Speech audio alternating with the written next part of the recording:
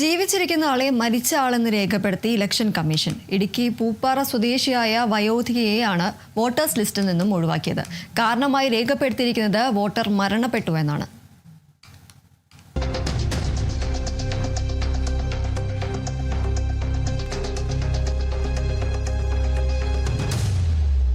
Estate Pooppara സ്വദേശിയായ 81 വയസ്സുകാരി കുപ്പശ്ശേരിയിൽ രാധാവേലായുധനാണ് തെരഞ്ഞെടുപ്പ് കമ്മീഷൻ മരിച്ചതായി വിധി എഴുതിയത്.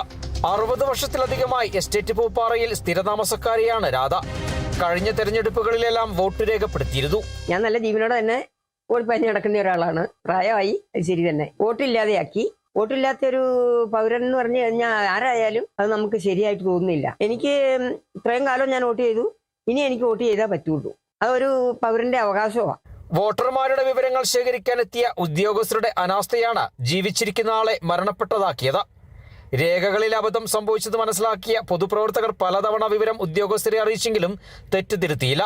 ഇത് ഈ അമ്മച്ചി മരിച്ചു എന്ന് രേഖപ്പെടുത്തി കണ്ടപ്പോൾ തന്നെ നമ്മൾ ഉദ്യോഗസ്ഥന്മാരുടെ അടുത്ത് പല പ്രാവശ്യം ആവശ്യപ്പെട്ടതാണ്. വില്ലേജ് ഓഫീസറുടെ അടുത്ത് എന്ന് പറഞ്ഞതാണ്. BLA മീറ്റിംഗ് വിളിച്ച സമയത്ത്, ഗൂഗിൾ മീറ്റ് വിളിച്ച സമയത്തും ഈ 37 നമ്പർ ബൂത്തിൽ ഇങ്ങനൊരു സംഭവമുണ്ട് എന്ന് പറഞ്ഞപ്പം തഹസിൽദാർ അത് മാറ്റി വോട്ട് നിലവിൽ പുതിയ ലിസ്റ്റ് വരുമ്പോൾ ഉണ്ടാകും എന്ന് ഉറപ്പ് തന്നതിൻ്റെ പേരിലാണ് ഞങ്ങൾ മറ്റ് പരാതികളുമായിട്ട് പോകാറുള്ളത്.